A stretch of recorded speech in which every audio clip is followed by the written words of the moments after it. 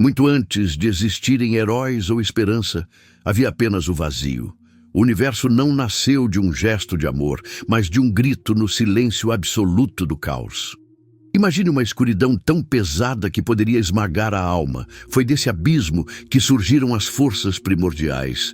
Gaia, a terra viva, e Eros, o desejo incontrolável. No entanto, a criação exige um preço sangrento. A primeira dinastia do cosmos não foi erguida sobre a paz, mas sobre uma traição familiar tão grotesca que definiria o destino de todas as criaturas vivas por eras. O que você está prestes a ouvir não é um conto de fadas infantil. É a crônica sangrenta e real de como o universo foi forjado. No início dos tempos, Gaia gerou Urano, o céu estrelado, para cobri-la.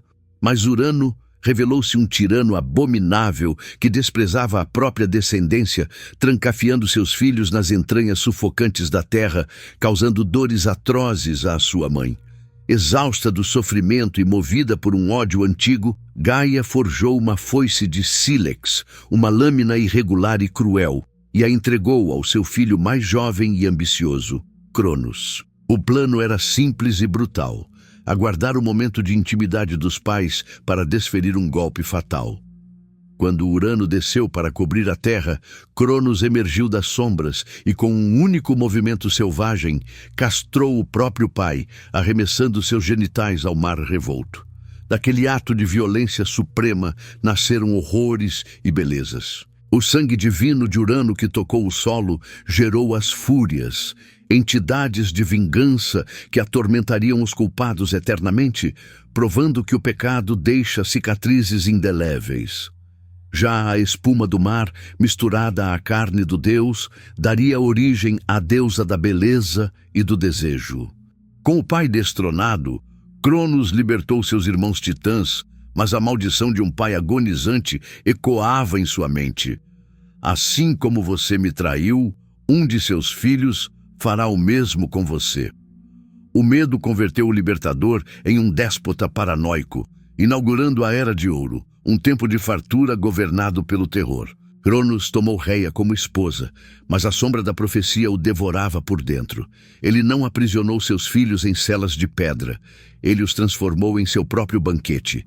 Héstia, Deméter, Hera, Hades e Poseidon, um por um, ao nascerem, foram engolidos inteiros, vivendo aprisionados na escuridão gástrica de um deus louco. O desespero de Reia atingiu o limite.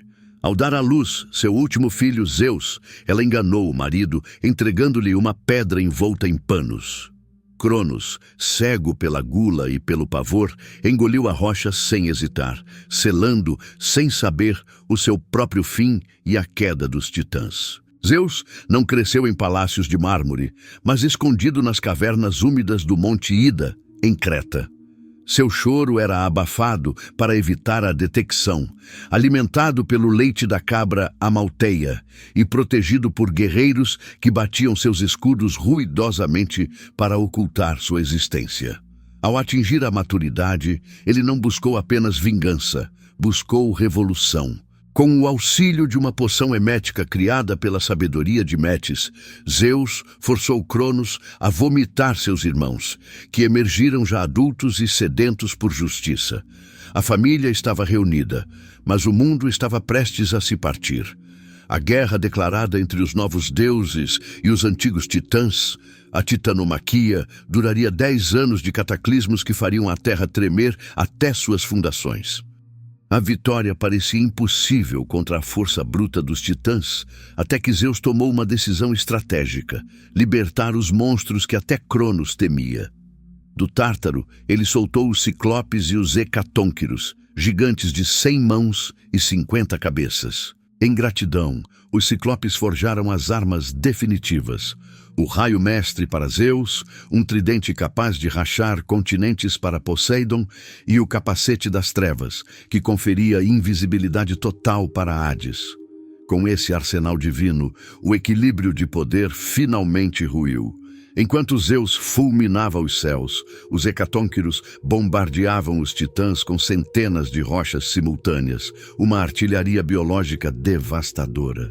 Os titãs, outrora intocáveis, foram acorrentados e lançados no Tártaro, a região mais profunda e terrível do submundo, uma prisão tão distante da superfície que uma bigorna cairia por 9 dias e 9 noites até atingir o fundo.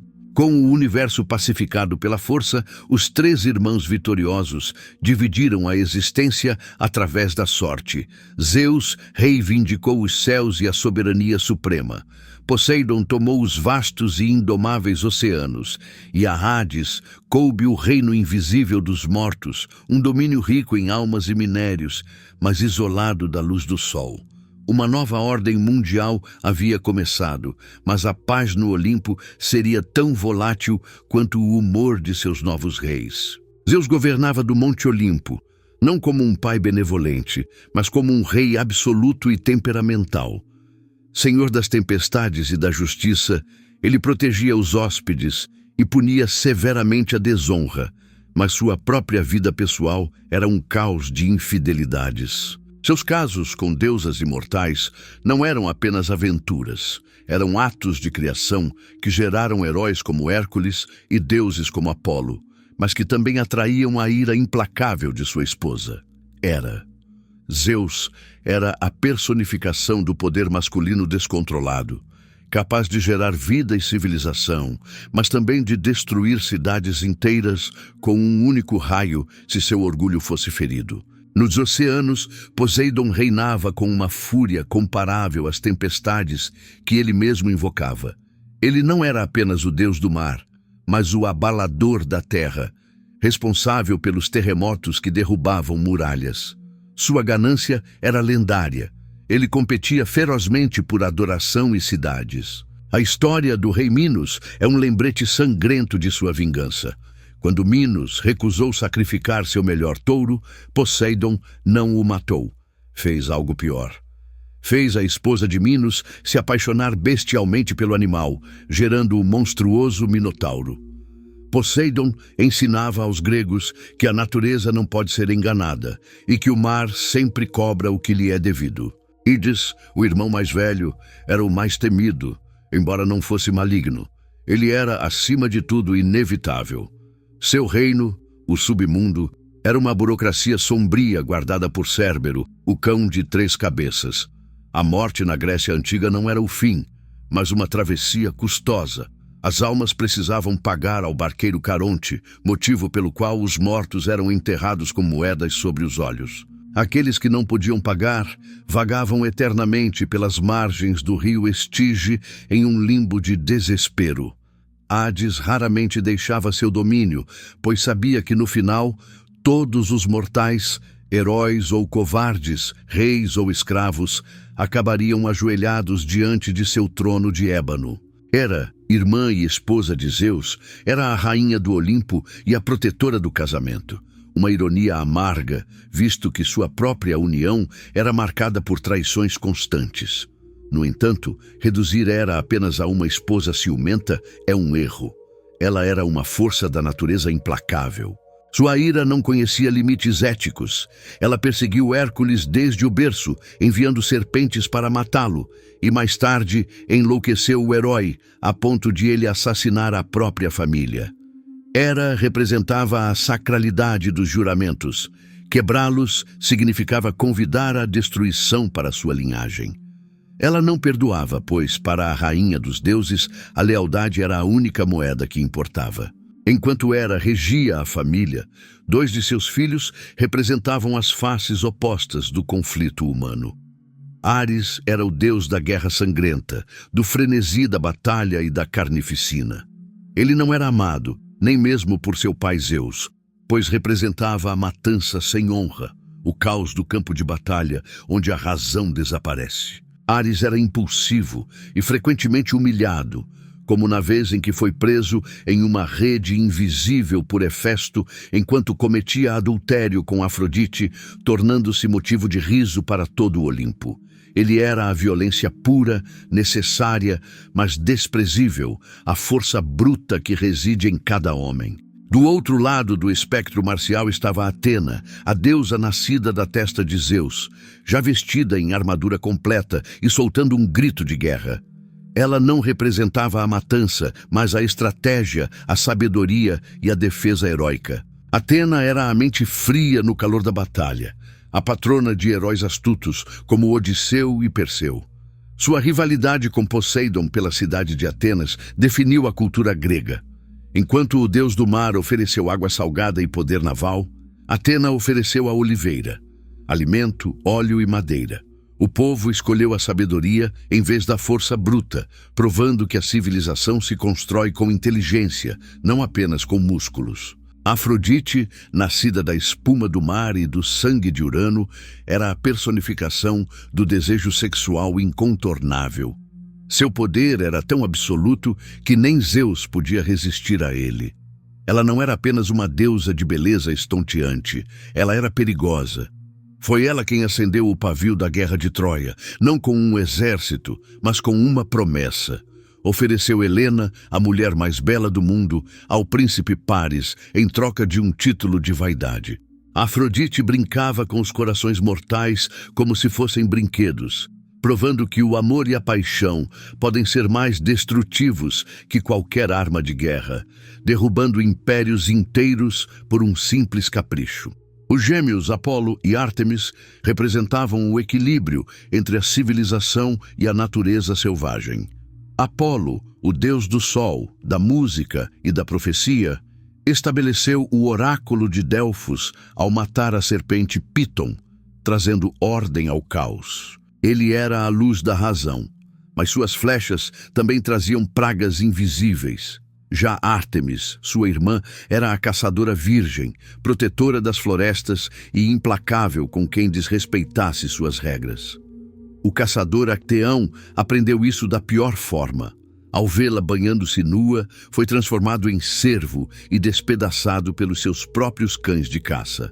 A beleza dos gêmeos escondia uma letalidade rápida e precisa. Entre todos eles, corria Hermes, o mensageiro de sandálias aladas. Patrono dos viajantes, ladrões e comerciantes, ele era o único deus autorizado a transitar livremente entre o Olimpo, a terra e o submundo. Hermes era o trapaceiro divino, aquele que roubou o gado de Apolo no dia em que nasceu, apenas para inventar a lira e comprá-lo de volta. Mas sua função mais sombria era a de Psicopompo, o guia das almas. Era ele quem segurava a mão dos recém-falecidos e os conduzia à escuridão de Hades.